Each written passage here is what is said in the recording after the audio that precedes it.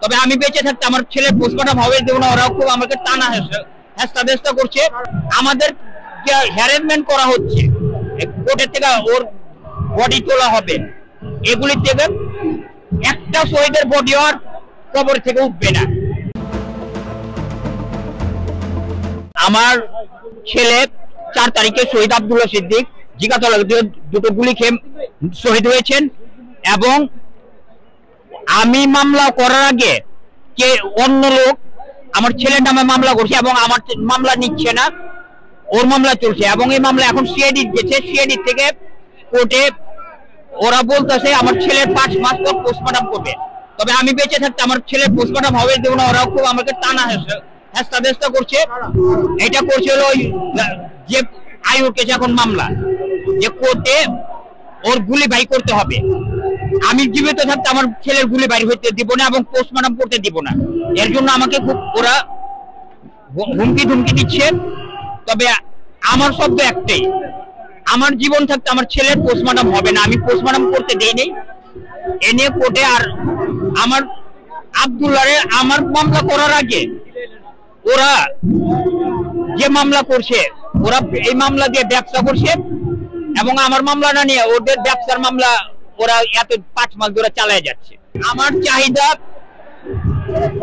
হাসিনাকে দেশে ফিরে আনা হোক, এবং এগুলো আমার প্রত্যেকটা আমার আব্দুল্লাহ না, এই 2000 আব্দুল্লাহ যে শহীদ হয়েছে এদের জন্য ওদের বিচার যাতে হয়, এবং আমাদের যে হ্যারাসমেন্ট করা হচ্ছে কোর্টের থেকে ওর বডি তোলা হবে, এগুলি থেকে একটা শহীদের বডি আর কবর থেকে উঠবে না।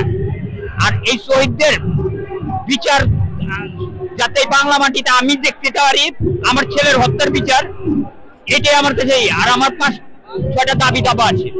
এই দাবি দাবাগুলো হলো শুধু আমার আব্দুল্লাহর জন্য না, এই দাবি আমার পুরো বাংলাদেশে যত আব্দুল্লাহ শহীদ হয়েছেন তাদের পিতা হিসাবে আমি দাবি করতেছি।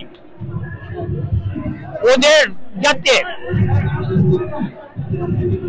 জাতীয় মূল্যায়ন দেওয়া হয়। জাতীয় মূল্যায়ন বলতে আমি বুঝতে চাচ্ছি, এই যে শহীদ হয়েছে আব্দুল্লাহরা, এদের জন্য নাকি বিনিময়ে 30 লক্ষ টাকা দেওয়া হবে। আমার আব্দুল্লাহ কিংবা শহীদদের আব্দুল্লাহর জীবনের মূল্য কি অনলি 30 লক্ষ টাকা? আর ওদের এই মূল্যায়ন যাতে কোনো এনজিও সংস্থার থেকে না দেওয়া হয়। আমার দাবি সরকারি কোষাগার থেকে যাতে দেওয়া হয়।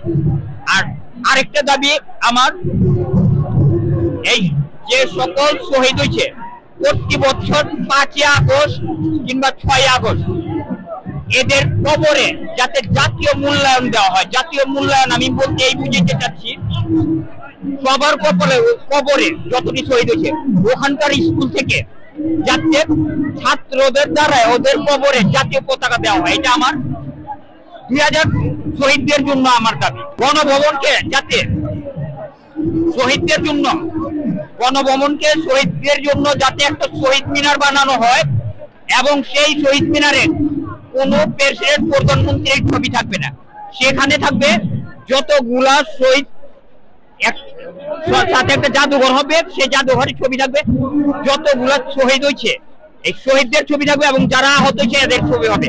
কোন প্রধানমন্ত্রী, কোন প্রধান সরকার, প্রেসিডেন্টের ছবি ওইখানে থাকবে না। এইগুলো হলো আমার দাবি।